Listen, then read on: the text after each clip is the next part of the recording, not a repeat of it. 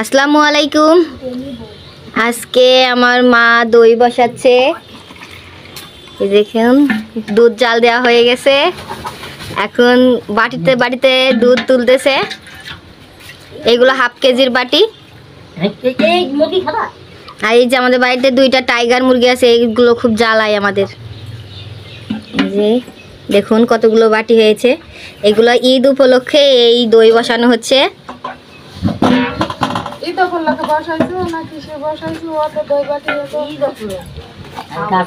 আমাদের ঈদের জন্য আমরা দই বসাচ্ছি। আর এই যে দেখুন আমার দাদি আম দিয়ে গেল, হিমসাগর আম। এই বছরে আম ভালোই খাওয়া হচ্ছে। দেখুন দেখুন আমগুলা বস্তার মধ্যে তারপর পারবো, ওই আমগুলা বাইরে দিতে বলে পারছি না। হাফ কেজির বাটি কটা হয়েছে? হাফ কেজির বাটি আমাদের 7টা। আর এই যে একটা ছোট বাটি। বড় বাটিতে দই বসানো মানে কেটে কেটে নিলে তখন পানি উঠে পড়বে, এই জন্য আমরা সব ছোট বাটিতে যখন যা যেটা খেতে মন বলবে তখন বের করে নেবে। আর আছে দুধ? ও আছে। ওই বাটিটাই দাও, ওই ছোট বাটিটাই। যে একটা পিচ্ছি বাটি।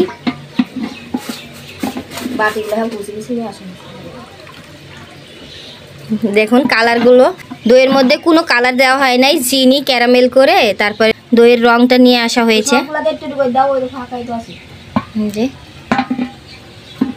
আমরা সব সময় বাড়ির বসানো দই খাই, কারণ আমাদের বাড়িতে গরু আছে। এখন আমরা দই বসানোর জন্য রেডি করেছি বাটি, এরপরে ঢাকনা দিব।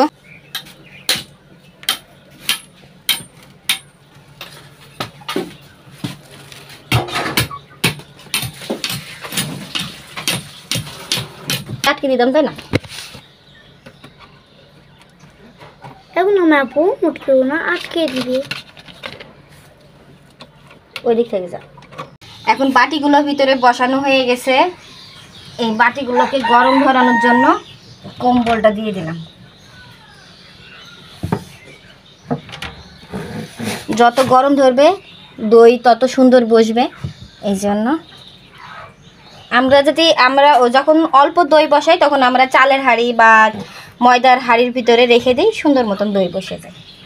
তো এইভাবে এখন রেখে দিব, কালকে সকালবেলায় দেখব দই বসতে কি।